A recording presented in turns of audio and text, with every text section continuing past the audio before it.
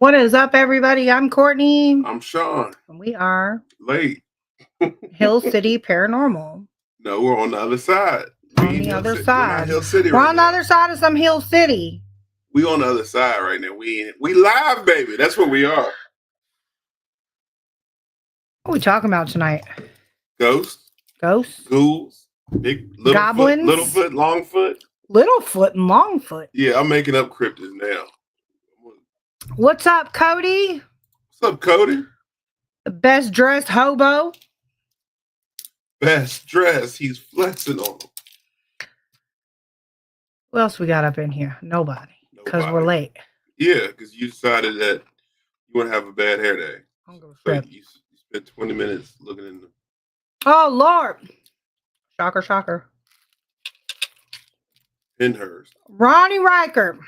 What's up, Ronnie? We're going to see you out at the battlefield this weekend. Shout out. I don't know why whenever I say their team name, I have to yell it, but I got to do it. Middletown.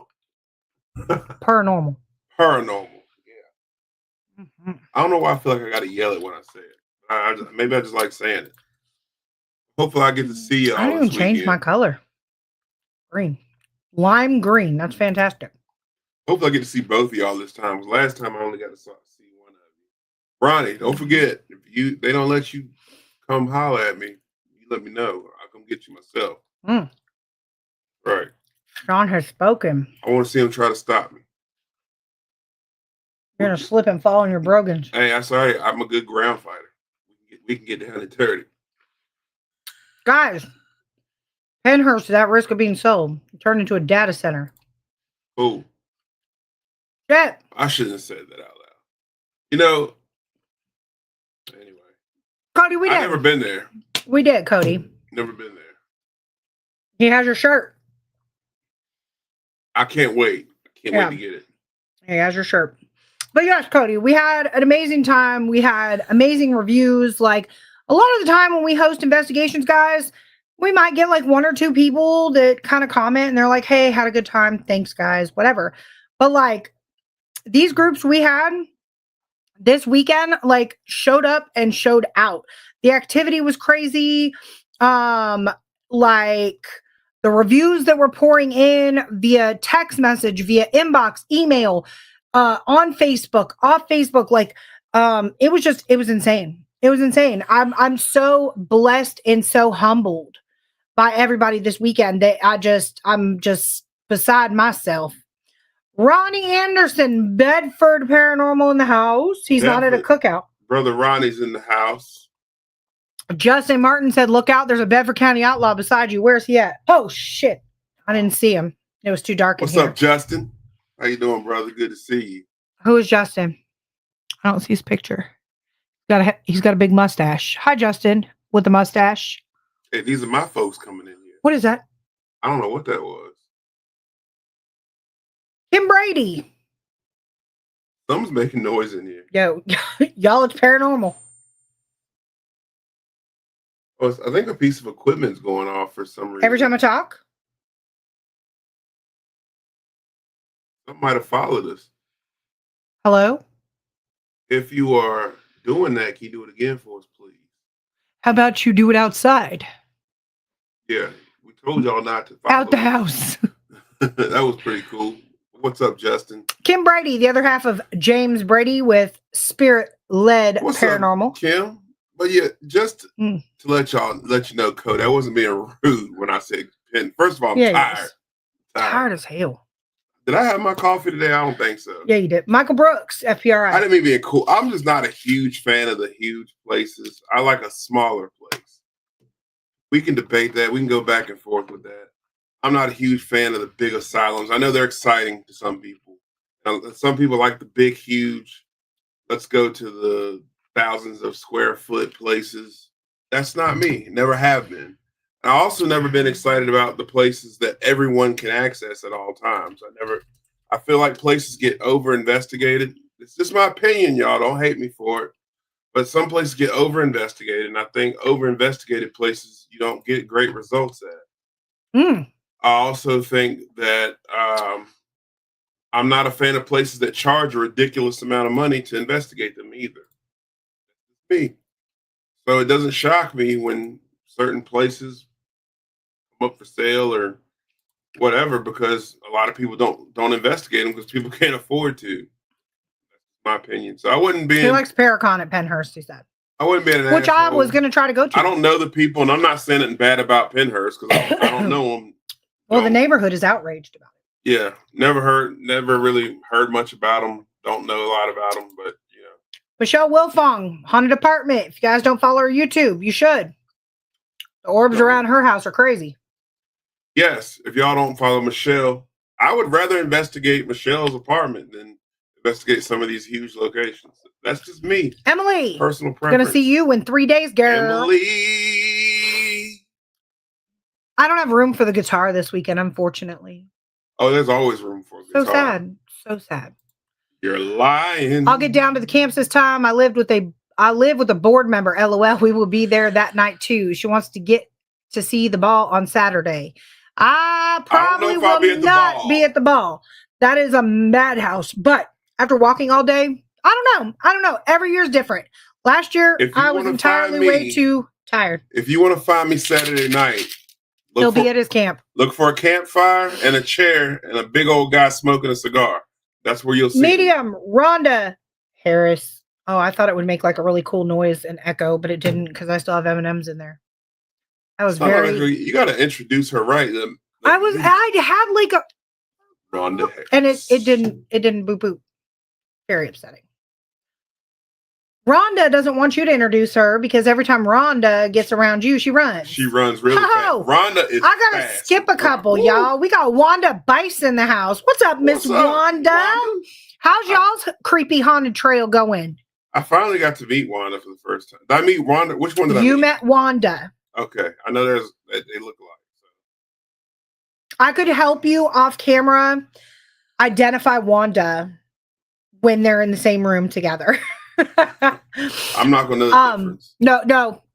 There's a distinguish. And no, Ronnie, that is not why we want to go. Why aren't we going? Oh, we're not going to Brushy Mountain because we're going to the Tala place right before that. Right after. Yeah. They're going November 1st. I'd love to go with y'all, Bedford. Justin, I would love to get into the training center. Yeah, Justin, we would love to go, but unfortunately. Ron Wood, shout out Booze Paranormal. He is the owner. He's made a lot of personal equipment of mine that I use.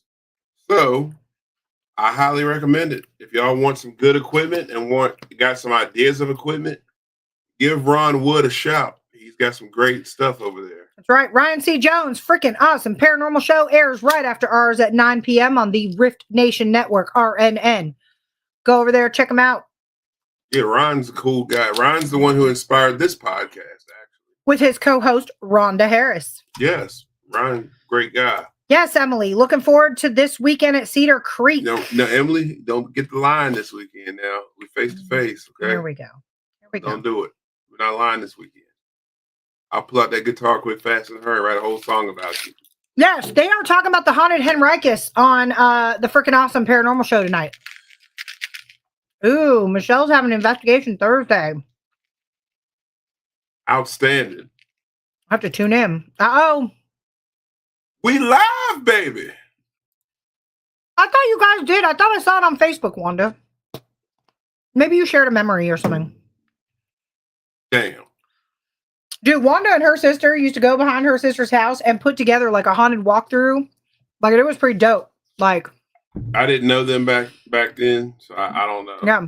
Only reason why I know them is because my dad spoke about them and you know. I do. So fortunately, I was at the little reunion and I got to meet one of them. So you got to meet Miss Wanda. That's a good part. Yes. Gotcha. I knew I just saw it. I didn't know if it was like, oh, it's back or what. I just remember the last time I went, it was Ryan, awesome. I hope to catch you need to bring it back. Show tonight. I'll be on there. I'm going to get on there. Daryl Paulette. Brother Daryl. Why is this coffee making me cough? Coffee. Ha ha. Cough. Coughing coffee. All right. Daryl Paulette, Spirit of Clover Hill Village, and the historical Appomattox Jail. I have got to get back to see Daryl at the jail. I need to go to the jail. I got a boyfriend there. Sorry, Sean. Hey, life's short. Date a ghost. He's locked up, so can't go home with him. And that's typically what I see on social media these days. About that. Oh man, I gotta be careful what I say on here. I got friends that I don't care. Lord, Mama D. Here goes Ronnie singing. Mama, I love you. Oh, Emily, stop lying. Emily said, "Quit! Don't scream when them cannons go off." Emily, nobody's screaming. That is one thing I will say, Emily. I've not heard Sean scream on a battlefield. Son of a biscuit. Except for when I take a hit and go down. Then I start, you hear me scream then. Nothing is worse than dropping a top to a Pepsi. I get dramatic when I go down. Ronnie's singing to you, too. That's right, because Emily be lying. No, now Ronnie's singing, Sean, stop screaming. Yeah, when I take my hit, though, I'm going to scream this time. That'll be awesome. It's going to be extra dramatic. Yeah, Wanda. We'll be in Gettysburg November 14th and 15th. Gettysburg, Pennsylvania. Yeah. Take a little road trip. We'll be hosting at the Rainsworth. Oh, I'm coming back, Daryl. My man locked up. Yeah, Daryl, the next time they won't let him out. Please remind me to bring the Tesla coil. We actually experimented with the Tesla coil this weekend at Sandusky. Ooh, and there's right up your It alley. was off the hook. I mean, it was the results from the Tesla coil this weekend. Let me tell you. Yeah, we'll get there in a second. I have access to a private family cemetery in Amherst. That was one of the most Mosby. I can't read this right. The Mosby's Rangers buried in. Hold on. We'll be interested in seeing if any activities there. Justin, if you set that up, we're coming. Let me fix this for Sean since he. No, you can leave it. You can leave it. Blind. Is that better? Can you now read that more clear? Yes. Okay. I got you, Sean. It's okay. I know when you get older, sometimes your eyesight starts to go. As long as nothing else goes. Yes, Emily. Love After Lockup, Paranormal Edition, featuring Courtney. I'm just saying. We could start this series. There are people out there, guys. I'm legally blind. There are people out there, guys, that truly believe that they're in love with random stuff. And like, I watched this series where this guy is like in a full-blown relationship with his car, like makes out with the front grill and everything. I love my cigars. Same episode later on, different person. There was a woman that was thoroughly convinced she dated, married, engaged, and was pregnant by a ghost. So I feel like I could hit the road. The succubus or whatever, the incubus. No, but she says she could see it, but nobody else can see it. Mm. So might be schizophrenia, might be a ghost. Yeah, a lot of people I know on drugs. Maybe it's Maybelline. We don't know. But I believe I could hit the road and find a whole bunch of people. A whole bunch of periods. Paranormal peoples. Oh, okay. I just kind of ran it all together. To do Love After Lockup. Road trip to Florida, Robert said. You're not going nowhere else but to Florida. Robert, I'm going to come to your house and knock on your door. And then when you answer, I'm going to say, we live, baby. We're going to be in Harper's Ferry in December. Lord, Ronnie, you crazy. Oh, yeah. Yes, Justin, he's blind. I love Harper's Ferry. Harper's Ferry is probably one of the most... Daryl, if it's in December, he ain't cooking out nothing. He might be at a campfire. Ronnie will still be cooking out. Roasting marshmallows. Oh my God. Emily, s'mores. We need s'mores. I don't eat s'mores. I don't care what you eat. I eat s'mores. That's all right. I'll be sitting by the fire all weekend with my big old pipe. I mean, chilling. We can get some adult coffee. All I need is my jar. Yeah. Of water.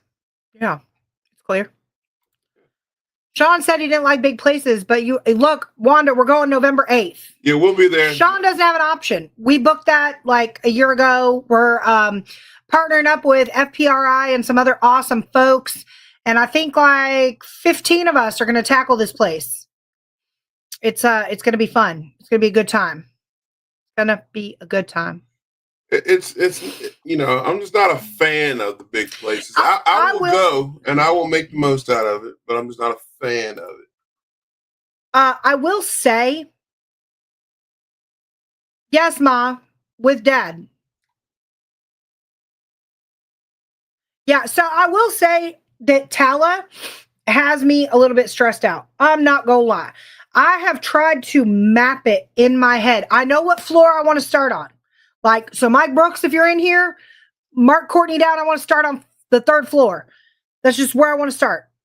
It spoke to me in a dream. Oh, Ronnie's trying to start some shit. So, no, it's okay, Ronnie. No, Bedford. It's okay. No, it's okay. It's okay. No, go ahead and finish. No. I'll get to Ronnie in a second.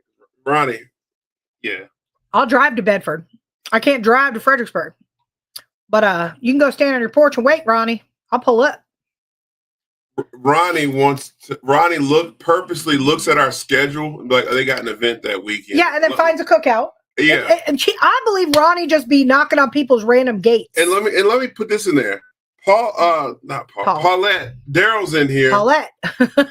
How many times has Ronnie come and investigated with us all when we have investigations? How many times have we invited him when we've had an investigation at the jail? Right. But how many times has Daryl Paulette investigated with us? Every time. Every time. In the discussion. But how many times have we gone? How many times has Ronnie popped up when other teams come investigate? Ronnie's always mysterious. Oh, Daryl. Thank you, brother Daryl. But Ronnie's always mysteriously at a cookout. 6'7", as the kids say. 6'7". 6'7". 6'7". 6'7". But mysteriously, Ronnie's always at a cookout. You did promise not to run, Ron. I'm gonna go to Rhonda, give her a big old hug. I'm gonna tell you guys. I'm not gonna let her. So, Rhonda, you heard it. I don't know if Mike's still in here. It came to me. I've been like researching and like mapping it out. I want to start on the 3rd floor. I'm being called to the 3rd floor. This is what I'm saying. So, with that being said, I went and I started doing some research. And as I planned this out, I started hyperventilating. Every floor in Tala is a 1/4 mile long. For those guys in here that have ever been to a drag strip, that is the length of a drag strip. Like, well, 1/4 mile drag strip. I guess there's like different sizes. You got the 1/8 mile to 1/4. Yeah, I mean, I watch 1/4 mile. So that's stressful. Like, then you only have like so much time to do it. And so it's like, I want to hit that floor and then I want to go here and I want to go there. And I'm stressed out. I know for a fact that the other part of my mapping for Tala is going to involve a very good nap. I have requested off. No, I did not request off. I am working, but I get off early on that Friday before. I will drive up. I will sleep, get a good night's rest, eat some good food. And yeah, I belong there, Michael. I belong there. Okay. I agree with that. I belong there. Those are my people.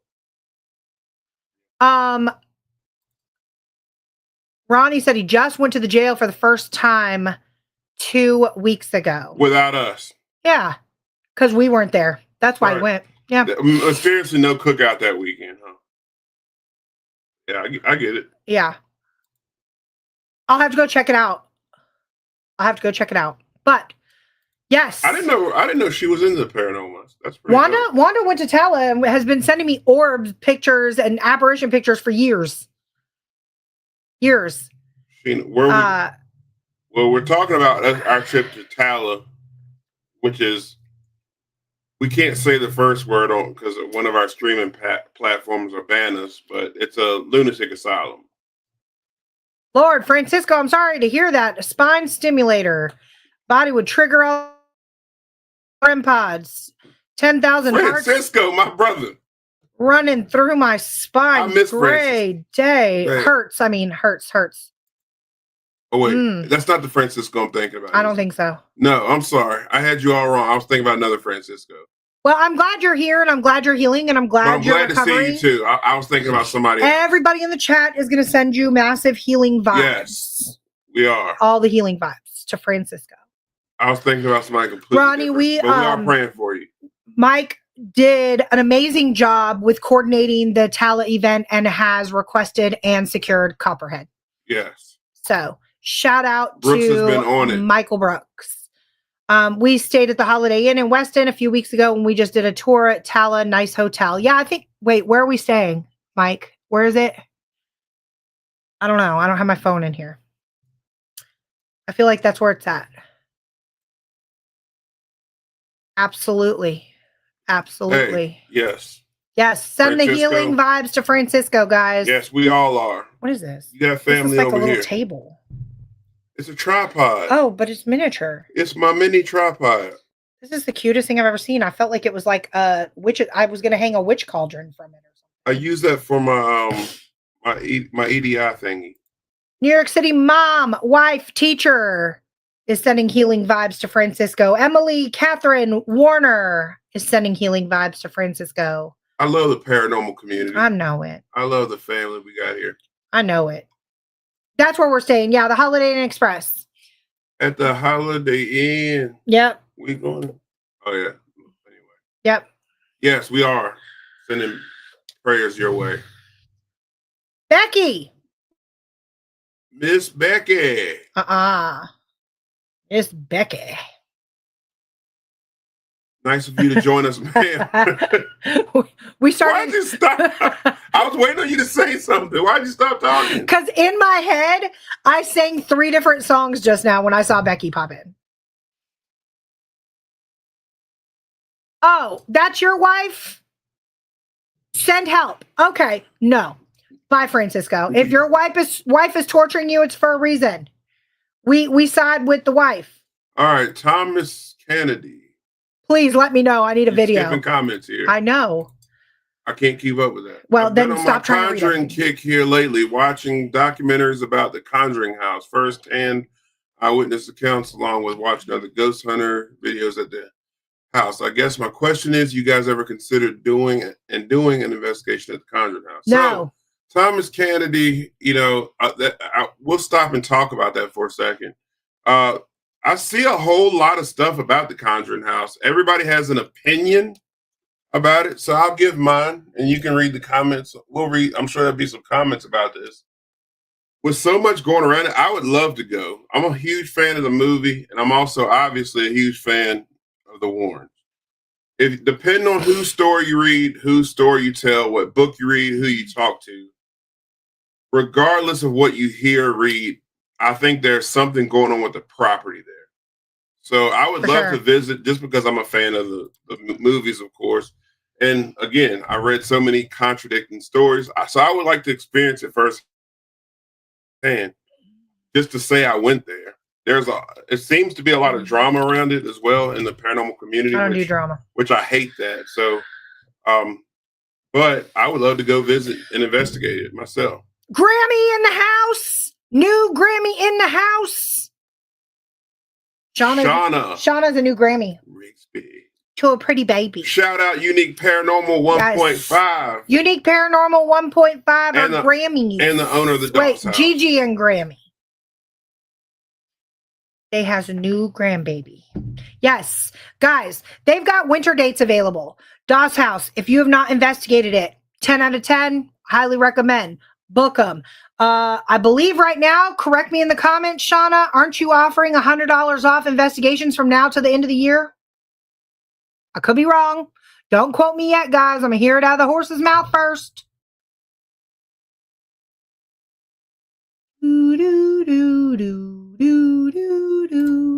Robert Ebert says, hey, Unique. I'm going to get to you, Francisco. Yes, ma'am. There we go.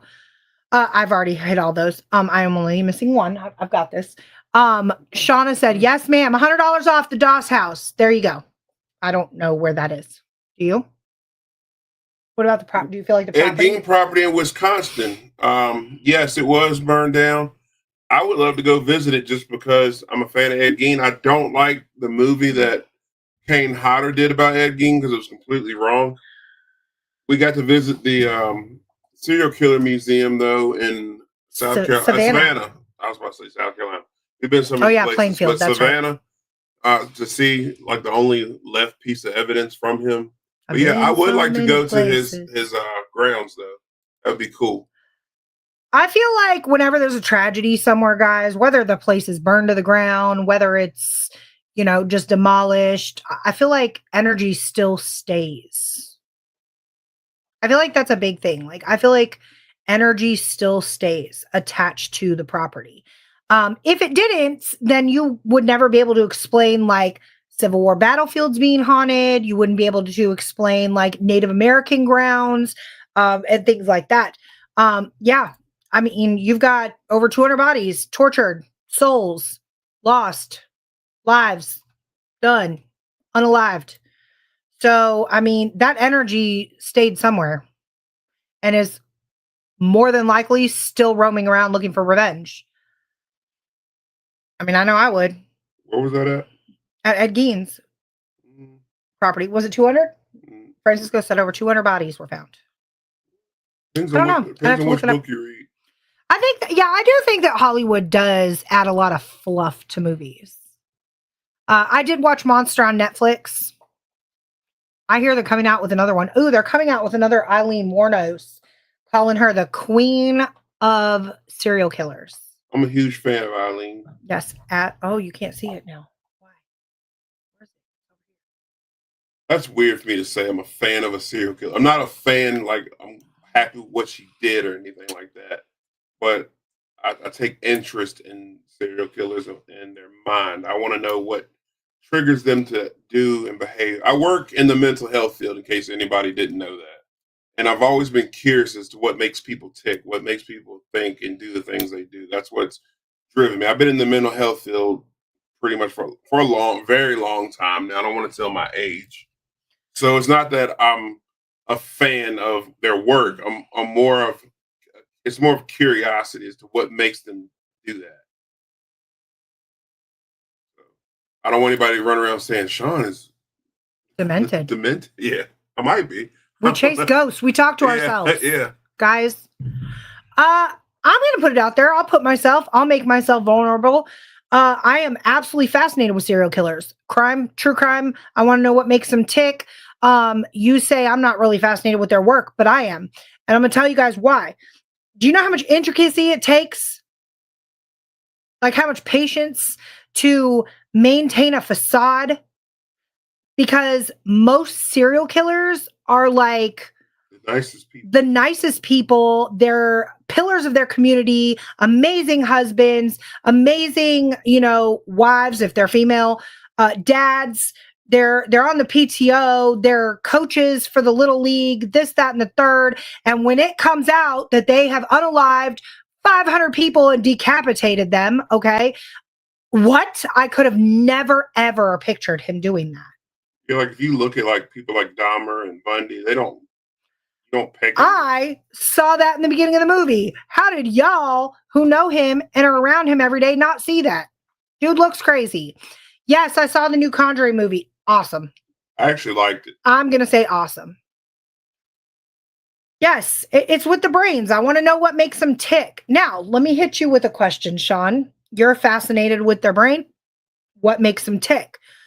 Do you know the statistic of serial killers that actually say that the devil made them do it? Ask me that again. Do you know the actual statistic that of serial killers that actually say like the voices or the devil or something told them to do it? I don't know the actual statistic, but I know it's common. It's a common thing. So it's like 79%. That's like a huge percentile of people. So my question for you at that point would then be, how many out of the 79% do you accurately believe that maybe an evil entity, I'm not going to call it Satan or the devil, but a demonic force or an evil entity of some sort was actually able to get into the mind of a serial killer and cause them to unalive or brutally torture all the people that they did? So if we go into Robert, he's old. That's right, Robert. I'm only 20 years old. So if I'm 10 out of 10 morbid. If we go into my beliefs with things, I believe Satan is always at work. I believe Jeremy Lefevre. He's always putting things in people's head. I don't believe in the demon word with all these YouTubers and and content creators. However, I do believe that the devil works really hard, especially he pulls at Christians harder, the ones who are praying. There's a lot of Christians who are afraid to even talk about Christianity. And if you read and you read the history of it, at one point there were Christians who would never publicly talk about it because they were afraid that target would go on their back from Satan.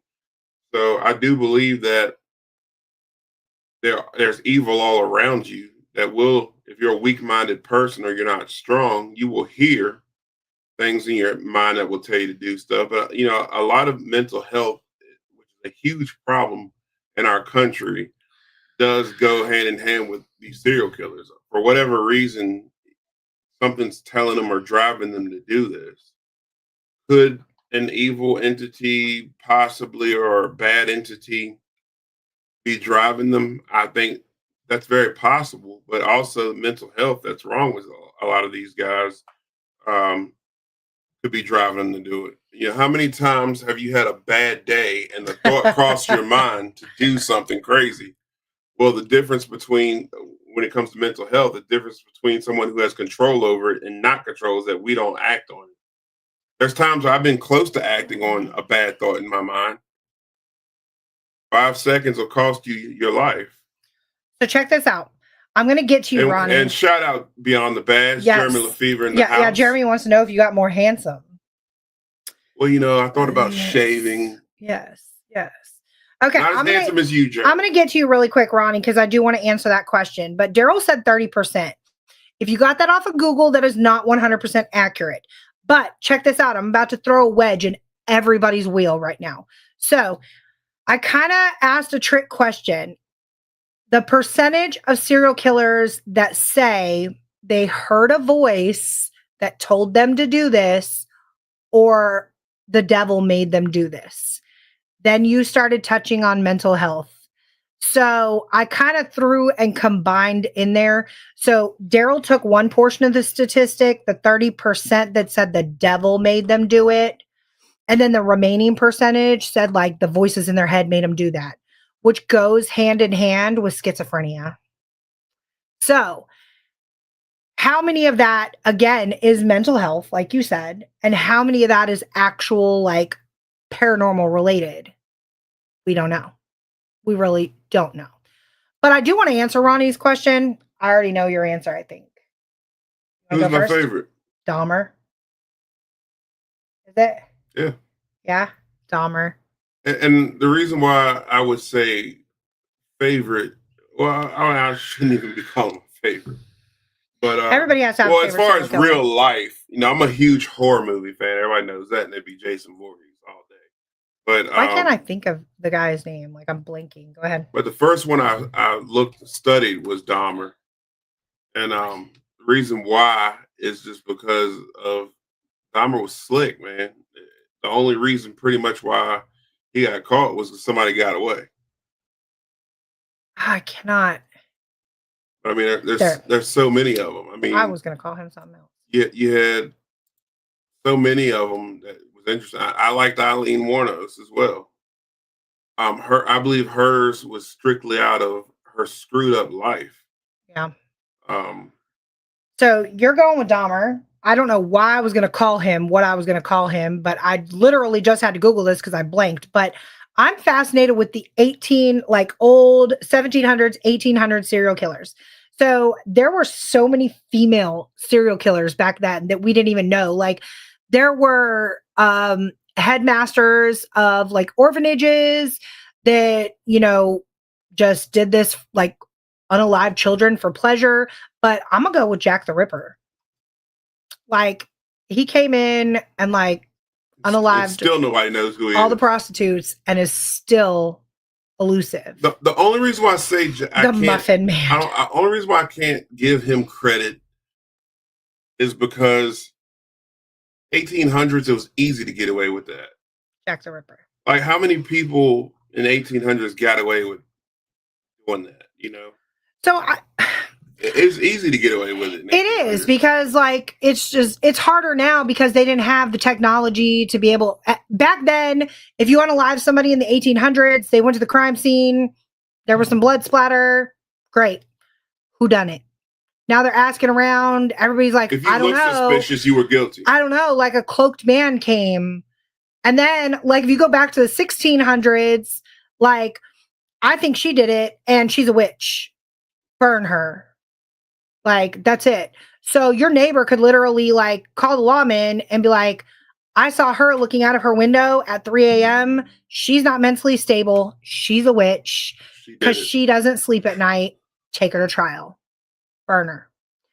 Ronnie said, doesn't the majority of serial killers start showing signs as children? I'm going to touch on this really quick. I do not think that there should be a blanket to identify a serial killer. Because I would have been one. If I read to you, and I'll do a whole nother podcast on this because this is like going to take forever. That's a good question, Ronnie.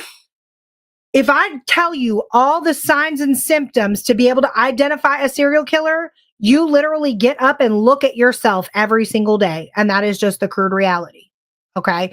If you have ever, they said like, oh, intentionally harming animals, blah, blah, blah. If you look at Dahmer, like he was just fascinated with taxidermy. And, if you really honestly like start digging into that, why he was fascinated with taxidermy, a taxidermist takes a certain skill level. That is skill. Like I couldn't stuff a dead deer head. Like what? His eyeballs would be over here. What? No, I don't have the patience for that. No. So that takes intricacy. It takes patience. It takes time. It takes attention to detail, things that aren't even mentioned as a sign of a serial killer. So, but then they'll say like, oh, if they bullied somebody on the playground, they must be a serial killer. I bullied the heck out of my schoolmates. Like if I wanted to get on the jungle gym and you were taking too long, out the way, pushed off. Somebody had to go. I like to bully bullies back in the day. That was my thing. Yeah. But I mean, there's just so many, like, we can do another serial killer podcast on the literal psychological signs of a serial killer. And you would be fascinated by how many are not accurate. Like, and if they are accurate, a lot of us possess a lot of those qualities, guys. I just hate to say it. My G.I. Joes were used as target practice. Saying my pellet gun. Every girl out there cut her Barbie's hair and ripped off her head. That wasn't every girl. I didn't know any girls that did that. Liars. They're liars. No. I gave my Barbies a mohawk. Nobody did that. Everybody did. No, they didn't. Women in the comments, how many of you cut your Barbie's hair? How many? My Barbies got up with the G.I. Joes and had a war. What's up, Brian Stallings? Where am I at? Okay, let's see. Julie said, Jeffrey Dahmer, my favorite people, Dahmer. Phenomena. Ronnie's favorite serial killer is the Muffin Man. Yeah, the Muffin Man. Didn't Lord Farquaad like torture the gingerbread man? Not the gumdrop buttons. I don't even know who that is. I can honestly say I've never watched a Disney movie. H.H. Holmes is awesome. When kids were watching Disney movies, I was watching wrestling. That's awesome. Or horror movies. He did. I never was into that. Yeah, Vlad. Yes. And that, you know what, Francisco, you bring up an excellent point about that too. So check this out. Sean used to work for a lady that literally won a lawsuit due to the county she lived in's water contaminating her children. And I'm not, without putting too much business out there, affecting their brain to the point where they could not function as normal people in society. That was well put. So that's literally just county water. You count on your city and your county to keep your water safe. Well, if you think about it, when we were growing up, what did we drink? Not everybody was getting Dasani water. Out the hose. No, now I will not drink water out of a faucet, but there you go. When I was growing up, that's what you drank. Out the hose. Because you know what? Somebody asked on Facebook, and I'm going to get back to these comments, but somebody asked on Facebook the other day, and I meant to tag you in it. They said, how does somebody handle an intense Civil War reenactment emotionally? You can imagine these comments. Okay. Well, I ate them up in the comments and I said, Civil War reenactors are a different breed. We literally got locked out of the house and we were put into an entire real life game of survival. Okay. If we got thirsty, we drank out of the water hose. We hoped that when we met up with some friends later on, that maybe their mom might offer us a PB&J. But we grew up in the don't go in and out era. In or out? In or out. Pick one. If you were out all day till the streetlights came on. Well, my mom's in the comment. Mom, how often was I in the house after school or in the summertime? You didn't see me and my friends in the neighborhood all day. Mom, we're not going to talk about Bigfoot. We're talking about other stuff. Bigfoot. Obsessed with I'm going to go put a Bigfoot in your yard. I'm going to find a giant Bigfoot statue and put it in Mom's yard. My mom's obsessed with Bigfoot. So in the comments, how many of y'all want a whole show about Bigfoot? We will do this for Mom. I just said that. In the comments, let us know. If y'all want a show about Bigfoot, just type Bigfoot and we will do a show for you, Mother, about Bigfoot. Ronnie said the Muffin Man is a real serial killer. I know. I'm just not versed on the Muffin Man. I just know he lives down Drury Lane. He was a really a creepy dude that lived down Drury Lane. I just didn't do any research on the Muffin Man. Was that his real name, Russell Williams? I don't know. It's all mental health and not voices. Well, if you're hearing voices, that's kind of mental health, Ronnie. You shouldn't be hearing voices other than your own or somebody else around you. Schizophrenia is a real mental health diagnosis. So I get what Ronnie's saying. No, I see what he's saying. But speaking of voices, guys, Ronnie said do a show. We did we went Bigfoot hunting live for Mom and she fell asleep. Mom said Bigfoot lovers come forward. All right, we're gonna go put Mom in Michael's front yard so she can vibe with Bigfoot. Mike has a Bigfoot in the yard. All right, Mom, so far you got one person that said do a Bigfoot show. Sean, you can get a full-size Bigfoot at Concert World on Route 29. I've been looking at them. Where's Concert World? I don't even know where that's at. There. Concrete World. I know exactly what he's talking about, by the truck stop. Oh, yeah, down 29. Yeah, and they're probably $1,000. Francisco says Bigfoot. All right, so you got two, Mom. If you can get 3 more people to say Bigfoot in the comments. Y'all don't comment. I will do a show on Bigfoot. I'll be quiet because I don't know anything about Bigfoot, but we will do a Bigfoot show. So we got about... Franklin something? Who's Russell Franklin? Bigfoot? Mm-mm. The Muffin Man. You know what? The Muffin Man. The Mud Man? Is there a serial killer called the Mud Man? Literally, if you Google the Muffin Man, guys, what is that? What is that? Why does that say that? Cereal, like cornflakes. All you can find is Shrek.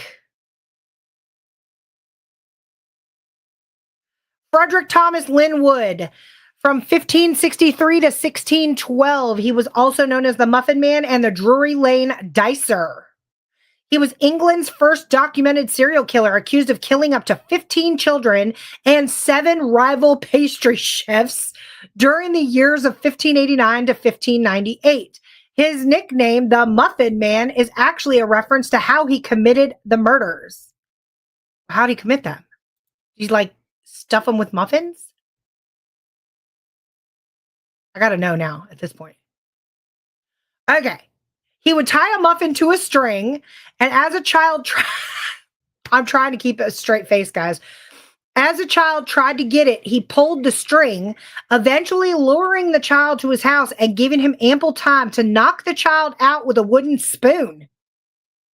People often question whether these children actually were unalived from being beaten with this said spoon, or if the Muffin Man unalived them some other way.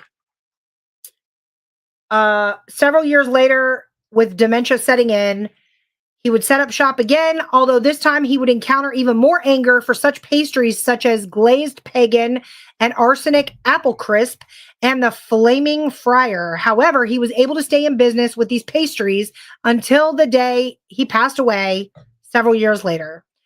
So he was serving up poisoned pastries along with luring people with muffins. Bigfoot from a lazy boy chair. That still doesn't count as a comment because he already said it up here. Still need 3 more. But speaking of going up a lane or a drive, in our case, this past weekend, we investigated, guys, the historic Sandusky house. Oh, I missed all kind of did I glitch out? Oh, wait, there's one more. Mom, you need 2 more Bigfoot comments. From I two was just going to say, people. I want to show the Muffin Man or the Witch of the Gingerbread House. Oh, Mom wants to go see Michael Brooks' Bigfoot. All right, there's one more Bigfoot. Harper's Statuary in Harrisonburg has them for $340. No, it wasn't a paper muffin. It was a real muffin. He was an actual baker. He would bake it, tie a string around it, and then drag the little kids and lure them into his house and then knock them out with a wooden spoon. I'm Puerto Rican. I get hit with curtain rods. I would have survived. Pick your switch. Yeah, I don't know if I would have chased after a moving muffin. Like, what? There's got to be some lore to that story. Ronnie, I'm going to do some research on the Muffin Man tonight. Okay. But anyway, guys, before we run out of time, I want to touch base on something. We did an intense 3-day event this past weekend. And by intense, I'm not talking about activity. I'm not talking about any of that. I will get to that in a second. 3 days of event hosting is not for the faint of heart. Okay. Mm-hmm. I am still exhausted. It is Tuesday. I'm burnt out. Mentally, when we put on events, guys, we literally give it our all. We want everybody who comes to enjoy themselves to know the truth about paranormal investigating. Nothing is staged. We don't sit there with remote controls and make things beep and radios and stuff like that. But so we're sitting here and we're literally teaching people who have never investigated before a day in their life. Some have not, how to investigate. And it was awesome and very exhausting all at once, because we got there and we were not expecting what happened to happen. Friday night, we had some cool stuff happen. Equipment going off, some personal interactions, lots of EVPs. Pretty much just, what do you call it? Like, confirming the evidence that we've already gotten out of the Sandusky house. But then came Saturday. I'm going to let you talk about Saturday because that was... Saturday night was Saturday. I don't know if it was the group energy that was in there. Don't worry about it. I don't know if it was just that was the night that every spirit wanted to show themselves. I don't know. But Saturday night was a lot of knocking, footsteps, hardcore, just EVPs coming out. But then we decided, so Chris Mendez from Supernatural Untold Stories came down. I have to backstage it, what happened. Came down to visit the Sandusky house, and we weren't able to get inside at the time. And he was doing just a video stream for his TikTok, and y'all can go see the TikTok. Yeah, we showed it. So he caught an apparition walking across the window. So we decided to go upstairs with my group.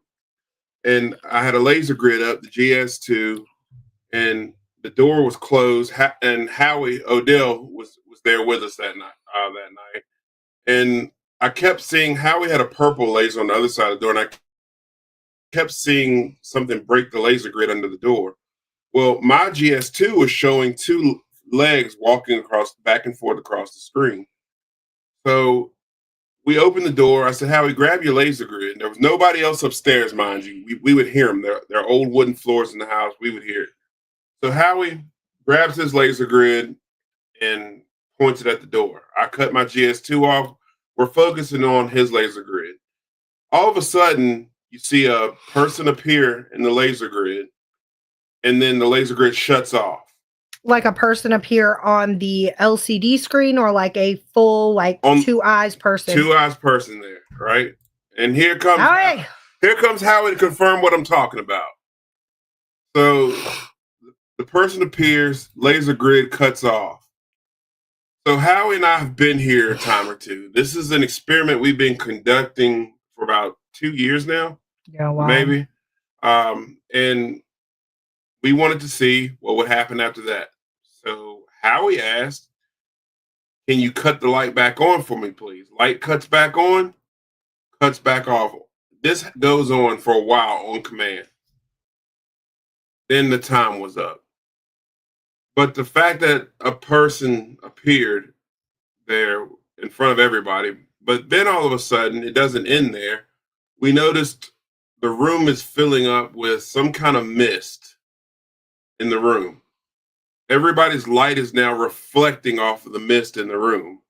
There was one point where Howie said he couldn't even move, that something was standing in front of him. And it probably was, he didn't mean by was physically holding him, but the energy was that heavy in his area where the person appeared in the grid. And even my mouth was probably wide open at that point because I couldn't believe what I was seeing right there. That was the most activity that we got the whole time. But then here comes Sunday night. And I didn't expect anybody to buy tickets for a public investigation on a Sunday night. But 10 at midnight. Yeah, midnight at that.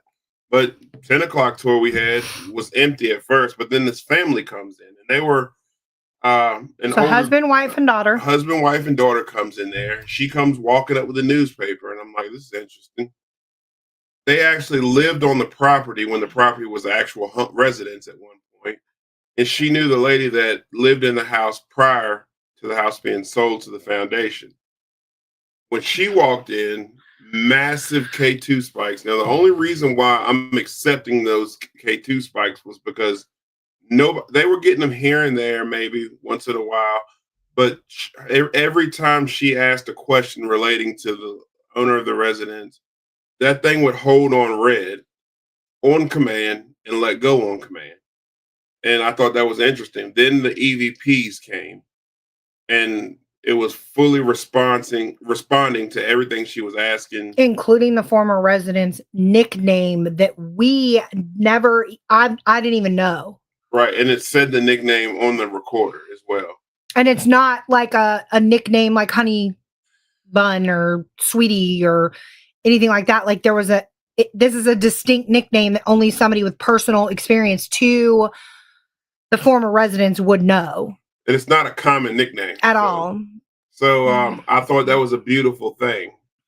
The dowsing rods, which y'all know from if you watched this show before, know that I'm not huge on, and you have to really make me a believer. This is the first time this woman's ever had any experience, is what her claim was, with dowsing rods. But I watched her, and I never seen somebody that steady with their hand with dowsing rods.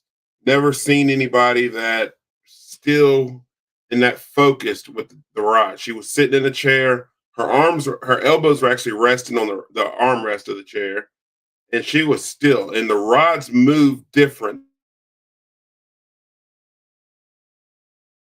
Were kind of hesitantly moving, like they weren't the flowing type for yes and no. These rods actually look like some sort of force.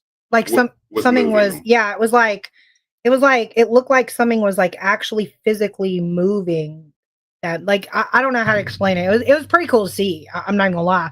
I've been on a lot of Publix. Me and you have been on a lot of Publix where we have seen some crazy shit with dowsing rods. Like, I'm not gonna lie. Like, I'm sitting there and I'm just going, no, bro. Like, that's not even. I watched your hand twitch. I watched you do it. But this one stumped me. Yeah, this one kind of had me, my doubts kind of like, I'm still on the fence about dowsing rods. I still am. I truly believe if you are good with them, you're good with them. I don't think it's for everybody. I don't think that's a piece of equipment that's for everybody. But I have seen some pretty cool stuff with dowsing rods too. This isn't my first time, but this one was personal. And the type of woman she is, I don't think she would have moved them. She wanted the truth. Right. And like the cool part about this family that like Sean didn't even tell you guys is they arrived and they had no idea what they signed up for, guys. They just were trying to get back into this house where they like grew up. They thought it was a tour. They thought that we were just giving a tour. And so when I told them, they were like, okay, cool. We don't care. We brought you guys this news article and it was neat to put a face to the former owner. Lot of good information in the article. But I mean, these people, like, they were very, very close to the former or the last known residential owner of the Sandusky house. And she sold the location to a private foundation in 2001. And she since has passed away. So, yeah, it was emotional. It was emotional, but I have been doing months of research in Sandusky and been trying to get one of them damn cat balls to go off. I've had them go off when we first got in there. And then it was just kind of like they didn't want to interact with any cat balls. But where I had the cat ball at was in a fireplace. And like to see that go off in conjunction with the intelligent response to the dowsing rod, to me was substantial. It was kind of like the movies, though. It was really weird. When the rods were answering, every piece of equipment in the house started going off. Yeah. The cat ball would go off. The REM pod would go off. Everything was just making noises. You could hear knocks in the house. It was so wild. But the questions she was asking was very personal. Like, do you remember sitting here in this living room talking to me? Do you remember when... You didn't get it. Do you remember when we were sitting in the other room talking about the snowstorm? It was like very personal questions she was asking that it seemed like the house was talking back to her. It was very wild to see. But for Sunday night, that was cool. And then the midnight tour Sunday almost filled all the way up. And the evidence they got, I remember the family that jumped on that tour with us got an amazing EVP. They were kind of laughing, kind of, just having a good time until that first EVP came through. And everybody became an investigator on that group. And yeah, it was so much fun. And it was great to see. So I would say the house really had a lot to tell us that night. The whole weekend, to be honest with you. But it goes back to our theory. We went in, started our research several months ago. From the time we went in to the time that we left Sunday at like 2:30 in the morning, it was almost like I felt like I was like dropping my kids off at summer camp. Like that's the feeling that I had. Like I worked so hard to integrate modern equipment into a home built in 1808 and literally train and teach the energy that was there how to interact with this equipment. And it's almost like, seeing them off to their first day of kindergarten, they learned and it was great. And so, yes, Howie took the words right out of my mouth. I was very impressed, very impressed. And I would like to publicly thank Howie for showing up because Howie, not only did he show up and investigate, him and his daughter showed up and investigated, but he actually helped us with the tour as well and helped people with questions. And for sure, he was a very big help in talking para-unity here. He didn't have to do that. Howie actually paid to be on that tour. Yeah. He didn't just show up. And he could have just been like, screw y'all, I'm investigating, bye. Yeah, he brought his equipment and set his equipment up and taught people about it. Taught people about what he was using and what he was doing and helped as well. So, yeah, I will say, what's up, Brandon? Thank you for joining. Hey, Brandon. But yeah, I will say that the Tesla coil experiment, does the Tesla coil, we'll go further on because we're a little bit over our time, but the Tesla coil experiment was a success. The one room where we get very minimum activities, where the room that how we ran this Tesla coil for about 30, 45 minutes, the room was very active after that, a room that we get minimum activity in. So, hey, Brian, I didn't even know you were here. So let me ask you this, just not being very versed in how you can answer too. If you run a Tesla coil in a room and then say, set a REM pod in the room, would the REM pod be automatically affected by the like voltage in the air or anything like that? That's a good question. I simply don't know because I haven't tried it. I don't think it would be because it could be, but I don't think it would be. I personally would not try to run a REM pod in that room because, you know me, I'm looking for physical evidence, things that have to be interacted with, or a REM pod has to be. Go ahead. No, it doesn't. You didn't hear me. I heard you. But I'm looking for physical knocks, footsteps. I'm looking for voices. I'm looking for more of that. Mind you, we got Class A EVPs out of the room where we don't get any EVPs at. The REM pod, how we talk to speech. The REM pod actually will go off and it will set off K2s as well as the static electricity builds in the room. What room do you guys have the Tesla coil in? We had it in the Hutter's room with the chair.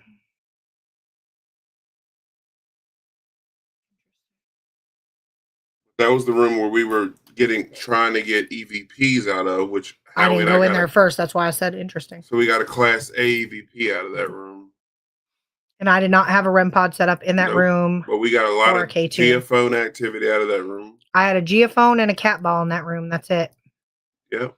That's why I was curious. So I personally wouldn't try to interact with a REM pod in that room. Now, that's a good question. Would the static electricity have gone out to the dining room table and affected the REM pod activity that was going on at the dining room table? Did I have a REM pod at the dining room table that night? I think so. Not the night Howie did his that was Sunday. Gotcha. Okay. I'm just thinking out loud. But I'm just curious. It could have possibly done that. I'm just curious. But each night we had REM pod activity at that table. And it was too erratic. It wasn't and it was intelligent. Like Sean would actually say, all right, back away from that. Like, we hear you, we're coming in there, and it would back away. I think it did affect the dead bell, to be honest. Well, where the dead bell sat, Howie, is where the dead bell always goes off at, whether we run a Tesla coil or not. So I would agree. However, the dead bell went off there Sunday night. The dead bell goes off there when it's just Courtney and I there. The dead bell always goes off right there for some reason. Yeah. However, if that's the dining room and that's where everyone ate at, how would the family have alerted the servants when to bring food and to have a bell in there somewhere? Now, check this out, though. We started putting the bell out when we first started investigating this location. That was one of the first pieces of like actual have to touch it or go near it, interactive pieces of equipment other than like a cat ball and a trip rope. You moved the dead bell during the midnight tour into the formal parlor. And I sat in there for about 20 minutes and intelligently interacted with Miss Harriet. So I told her to ring the bell once for yes, twice for no. And everything I asked of Miss Harriet, she answered once, she answered twice. I mean, whatever her answer was. You know, I even so far as asked her if the weather was, I said something about the weather being hot. And she said, ding, ding, no. And it's not. It was cold. 58 degrees outside. Now, I'll tell you what I find odd is that you were in there when the guy was asking about Christmas. Mm-hmm. Every time this family talked about some event that happened at Christmas time, he got a response. He did. And if you go, I don't know if I put that in the documentary, but when Maya Taylor was telling her events that happens when she works in the house, there was an event where a Christmas tree got thrown. No, box of decorations. They were getting ready to decorate the tree. So it's something to do with Christmas that lingers in the house. But when he mentioned Christmas, nobody else got a response, but he did. And he didn't even really investigate that much. Now, the cool part is, Howie, are you still in here? If so, I'll tell you. So when you come off of Sandusky Drive, you didn't ever take a left and then an immediate right into a parking lot. You would just pull straight into the driveway, and they had a circular driveway, and there were bushes that lined a walkway and 2 giant trees out front. It wasn't until the last 10, 15 years that they took all the bushes, all the trees, closed it off. And I think it was the last 20 years, and made a parking lot because the neighborhood got together and said that traffic and stuff like that was like a madhouse. People were visiting Sandusky. But I remember when Sandusky used to be open. I remember when you could drive right into the driveway. Oh, I don't remember that. But I remember when... That was when I used to be a cab driver. You used to be able to pull right into the driveway at Sandusky. There was no gate there. Yeah. But, the house was very active this weekend. I don't know if it's because so many open-minded people were in there. There was. We had some awesome people this weekend. And I'll put that out there to fellow investigators that's in the chat right now and in the room. Always set your intentions and have an open mind, especially if you're on a public investigation, and remind others. I know that even with the K2 thing, the biggest complaint that I heard about other public investigations is that there's people that's just handing people a tool to work with and not explaining them what it does or how to operate with it. And they said, and when I handed out K2s, the first response, I got the hiccups. The first response I got was, "Oh, that's how you use it. We've gotten these on tours. They just kind of hand it to us and see if we can detect ghosts with it." And hearing that it just hurts to hear. You mean you don't want to jump on with U.S. Ghost Adventures and rent a K2 for $15? Yeah. Yeah, I said it. And other tours are renting paranormal equipment after they're buying a ticket. I don't believe in that. I get it. It's another way to make money is people rent your equipment. But if you have a ghost tour or you go on a ghost tour, don't pay to rent their equipment. Y'all buy your own or bring your own. Because for the same price you're renting it for, you can buy it. Right. And I mean, most everybody here knows we have spent a lot of time curating lists on Amazon for budget types of $3 all the way to $200, from clothes to books to spiritual protection packs to anything you can possibly need, from serious stuff to humorous stuff, and things like that to go on in your very first ghost hunt. And the coolest thing that happened to me was my very last tour. They looked at me and I said, "Do you guys want equipment?" And all of a sudden, all this stuff whipped out of their pockets. I don't even know where they got it from. And they were like, out of nowhere. Just out of nowhere. They were like, "We got," and they had handfuls of stuff. And they were like, "We went on your Amazon storefront and ordered it a week ago because we knew we were getting on this tour." And I was like, awesome. And they had basic equipment and got amazing results. So you don't have to have, for lack of better words, all the bells and whistles to still be able to paranormal investigate, guys. I sat in the hallway of Sandusky House for over an hour with a phone app. SPI running. Sean gave a story, and I'll tell the story before we wrap it up. My experience with publics are people who want to learn and the ones who think they're experts. Bingo. we'll wrap it up for the night. But the family that came in Sunday night at 10 o'clock said that Mr. Falwell frequented the Sandusky house weekly, sometimes daily, and would attempt to purchase the location from Mrs. Atkinson, who was the last residential owner. Some of her last words that she said there is she will burn Sandusky to the ground before selling it to Mr. Falwell. Thank God. Sean was telling this story to his group, and I had SBI rolling in the foyer right outside of the formal parlor where Sean was telling the story. And what did it say? It said, "Oh, for F's sake." So I thought that was kind of funny. Yeah. But yeah, thanks, Daryl, for tuning in. But yeah, guys, we may be doing more events at Sandusky. Ronnie, you're on our list. You know why. So definitely we'll be in touch. And if you guys are looking for an event to hop on, November 14th and 15th, we are hosting Rainworth Lodge in Gettysburg, PA. There are still tickets available. That is like a 7-hour investigation. 2 acres, 4 bedrooms, cabin, a blacksmith shop outside where the first in-ground pool was backfilled with actual cemetery dirt and headstones.